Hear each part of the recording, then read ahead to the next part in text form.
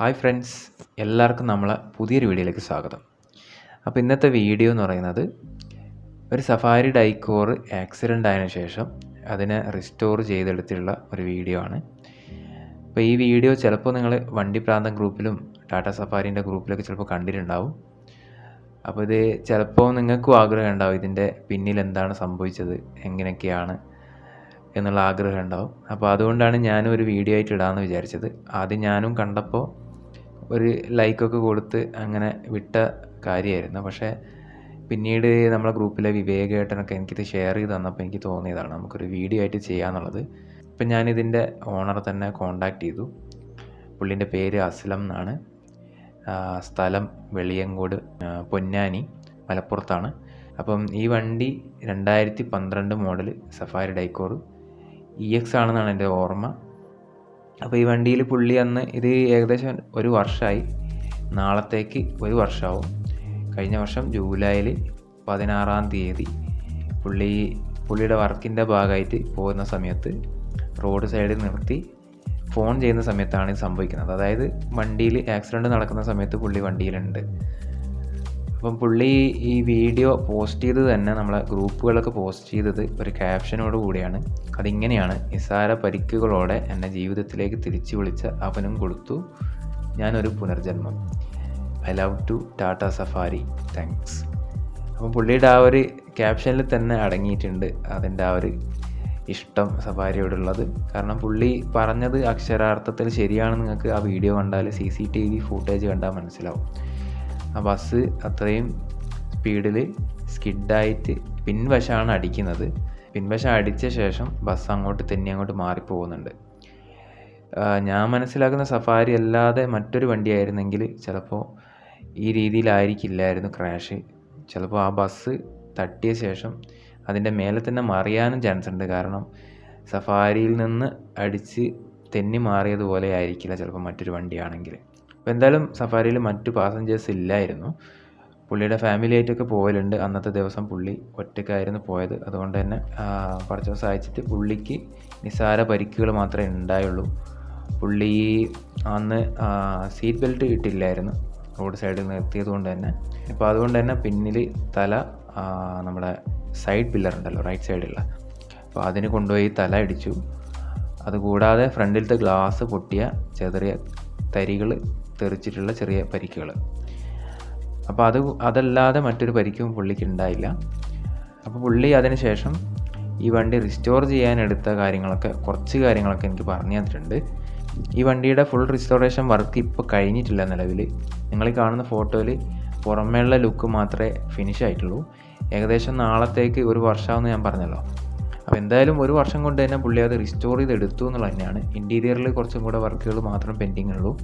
അപ്പോൾ അതിന് ശേഷം പുള്ളി തന്നെ ഇതിൻ്റെ നല്ലൊരു വീഡിയോ ആയിട്ട് ചെയ്യുന്നുണ്ടെന്ന് പറഞ്ഞു. അപ്പോൾ എന്തായാലും ഇതെൻ്റെ ഒരു എക്സ്പ്ലനേഷൻ ആയിട്ട് കണക്ക് കൂട്ടിയാൽ മതി. എൻ്റെ എക്സ്പ്ലനേഷൻ അറിയാമല്ലോ, ഞാനൊരു ഡയറി പോലെയാണ് നമ്മളെ യൂട്യൂബ് ചാനൽ. അപ്പോൾ എന്തായാലും ഇതിൽ പിന്നീട് പുള്ളി പറഞ്ഞു തന്ന കാര്യം എന്ന് വെച്ച് കഴിഞ്ഞാൽ ഇതിൻ്റെ റിസ്റ്റോറേഷനിൽ എടുത്ത പ്രോഗ്രസ്സാണ്. ഇതിൻ്റെ പ്രോഗ്രസ് ഇത്രയും ഡിലേ ആവാൻ കാരണം ഇതിൻ്റെ ഷെല്ല് കിട്ടാൻ വൈകിയതാണ്. അതായത് ഇത് BS4 ഷെല്ലാണ്. 2012 മോഡലാണെന്ന് ഞാൻ പറഞ്ഞെന്ന് തോന്നുന്നു. 2012 മോഡലാണ് വണ്ടി. അപ്പോൾ അതിൻ്റെ ഷെല്ലിൽ ചെറിയ ഡിഫറൻസ് ഉണ്ടെന്ന് പറഞ്ഞു പഴയ വണ്ടിയായിട്ട്. അപ്പോൾ ആ ഒരു ഷെല്ല് തന്നെ സ്ക്രാപ്പ്ഡ് അല്ലെങ്കിൽ പൊളിച്ച വണ്ടികളുണ്ടല്ലോ, അപ്പോൾ അതിൽ നിന്ന് കിട്ടാൻ കുറച്ച് ഡിലേ ആയി. അത് കിട്ടിയ ശേഷം പിന്നീട് അതിലുണ്ടായിരുന്ന ബെൻഡും ഡെൻറ്റും മറ്റേ തുരുമ്പോ കാര്യങ്ങളൊക്കെ ഉള്ളതൊക്കെ ഫിക്സ് ചെയ്തു. അത് പെയിൻറ്റ് ചെയ്തു സെറ്റാക്കി എടുക്കാനും ടൈം എടുത്തു. പിന്നെ ബാക്കി കാര്യങ്ങളൊക്കെ മാറേണ്ടി വന്നു. ചില പുതിയ പാർട്സൊക്കെ ഇട്ടു.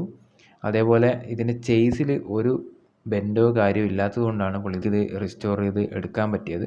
അപ്പോൾ അത് തന്നെ സഫാരിയിൽ ശരിക്കും പറഞ്ഞാൽ അതൊരു സേഫ്റ്റി തന്നെയാണ്. കാരണം ബസ്സിൻ്റെ ചേസ് തന്നെയാണ് ശരിക്ക് സഫാരിയിൽ വന്ന് അടിച്ചത് ലാസ്റ്റ് ഘട്ടത്തിൽ. ബസ്സിൻ്റെ ആക്സിഡൻ്റ് ആയ ഭാഗം കണ്ടാലറിയാം, ബോഡി അങ്ങോട്ട് ചളുങ്ങിപ്പോയി. ബസ്സിൻ്റെ ചേസ് വരെ ലെവലിൽ എത്തിയിട്ടുണ്ട്. സ്റ്റിൽ സഫാരിയുടെ ചേസിന് ഒന്നും സംഭവിച്ചിട്ടില്ല. അപ്പോൾ എന്തായാലും ഞാനിതിൽ ഭയങ്കരമായിട്ട് സഫാരിയുടെ സേഫ്റ്റിയെ പൊക്കി വിടുന്നൊന്നുമില്ല. ഇപ്പുറത്ത് പാസഞ്ചേഴ്സ് ഉണ്ടായിരുന്നെങ്കിൽ നമുക്ക് ഒന്നും പറയാൻ പറ്റില്ല. ഏത് വണ്ടി ആയി കഴിഞ്ഞാലും അതിൻ്റെ ഒരു പരിധി ഉണ്ടല്ലോ.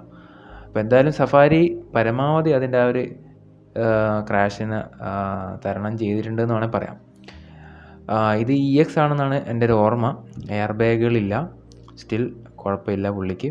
അപ്പോൾ എന്തായാലും ദൈവത്തിന് തന്നെ നന്ദി അല്ലേ. അപ്പം ഈ വീഡിയോ ഞാനിതിൽ കൊണ്ടുവരാൻ ഒരു കാരണം എന്ന് വെച്ച് കഴിഞ്ഞാൽ, സഫാരിയിൽ നമുക്ക് എന്തെങ്കിലും ഒരു മേജർ വർക്കോ കാര്യങ്ങളൊക്കെ കിട്ടി പണിയൊക്കെ കിട്ടുമ്പോൾ ഒരു ടെൻഷനുണ്ട്, ഈ വണ്ടി കൊള്ളൂല എന്നുള്ളത്. അപ്പോൾ ഇതൊരു പ്രചോദനമാണ്.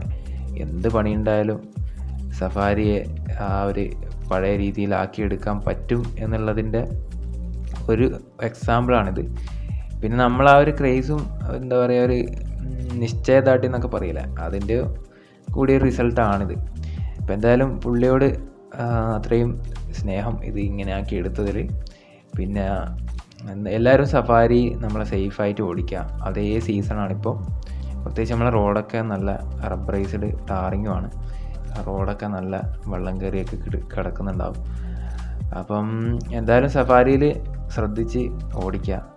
നമ്മളെത്ര ശ്രദ്ധിച്ചാലും ചിലപ്പോൾ നമുക്ക് ഇങ്ങോട്ടേക്കാണ് പണി വരിക. എന്തായാലും എല്ലാവർക്കും നല്ല യാത്രകൾ നേരുന്നു. സഫാരി നമ്മുടെ ഗ്രൂപ്പുണ്ട്. സഫാരി ഓണേഴ്സിന് ഗ്രൂപ്പിലേക്ക് ജോയിൻ ചെയ്യണമെങ്കിൽ എൻ്റെ ഡിസ്ക്രിപ്ഷനിൽ ഞാൻ എൻ്റെ നമ്പർ കൊടുക്കുന്നുണ്ട്. അതിൽ നിങ്ങൾക്ക് മെസ്സേജ് അയച്ചു തന്നാൽ മതി. നിങ്ങളെ പേരും സ്ഥലവും വണ്ടി ഉപയോഗിക്കുന്ന വണ്ടിയുടെ മോഡലും അതെനിക്ക് അയച്ചു തന്നു കഴിഞ്ഞാൽ ഞാൻ ഗ്രൂപ്പിൽ ആഡ് ചെയ്യാം. ഇനി സഫാരി എടുക്കാൻ ആഗ്രഹിക്കുന്നവരോ സഫാരി ഫാൻസ് ഒക്കെ ഉണ്ടെങ്കിൽ സഫാരി ഫാൻ ഗ്രൂപ്പും ഉണ്ട്. അപ്പോൾ നിങ്ങൾക്ക് അതിൽ ജോയിൻ ചെയ്യണമെങ്കിൽ ഞാൻ ഡിസ്ക്രിപ്ഷനിൽ ലിങ്ക് കൊടുക്കാം. നിങ്ങൾക്ക് അതിൽ ഡയറക്റ്റ് ജോയിൻ ചെയ്യാം. പിന്നെ ഒരു കാര്യം പറയാൻ വിട്ടുപോയി, ഈ വർക്ക് ചെയ്തുകൊണ്ടിരിക്കുന്ന വർക്ക്ഷോപ്പിന് ഒരു ക്രെഡിറ്റ് കൊടുക്കാമെന്ന് വിചാരിച്ച്. കാരണം നല്ല വർക്ക്ഷോപ്പുകൾ കിട്ടിയില്ലെങ്കിലും നമ്മൾ തിണ്ടും. കോൺഫിഡൻസ് ഉള്ള വർക്ക്ഷോപ്പുകളുണ്ടെങ്കിൽ നമുക്കിതൊക്കെ ചെയ്തെടുക്കാനും പറ്റും. ഇല്ലെങ്കിൽ വണ്ടി അങ്ങനെ തന്നെ അവിടെ കിടക്കും. അപ്പോൾ ഈ വർക്ക്ഷോപ്പ് ഓട്ടോമോട്ടീവ് ക്ലിനിക്ക് എന്നാണ് ഇതിൻ്റെ പേര്. അപ്പോൾ ഇത് മലപ്പുറം ഡിസ്ട്രിക്റ്റിൽ മഞ്ചേരി എന്നാണ് എൻ്റെ ഒരു ഓർമ്മ. അപ്പോൾ എന്തായാലും ആ ഒരു വർക്ക്ഷോപ്പിനും ഫുൾ ക്രെഡിറ്റ് ഇത് വർക്ക് റിസ്റ്റോർ ചെയ്തെടുത്തതിൽ. പിന്നെ ഇതിങ്ങനെ റിസ്റ്റോർ ചെയ്യാൻ താല്പര്യം കാണിച്ച നമ്മളെ ഓണർക്കും എല്ലാ ക്രെഡിറ്റും. എന്തായാലും ശരി, മറ്റൊരു വീഡിയോയിൽ നമുക്ക് ഇൻഷാല്ലാ വീണ്ടും കാണാം കേട്ടോ. എന്നാൽ ശരി, ബൈ ബൈ. ഈ വീഡിയോ കണ്ടതിനും എല്ലാ സപ്പോർട്ടിനും നന്ദി കേട്ടോ.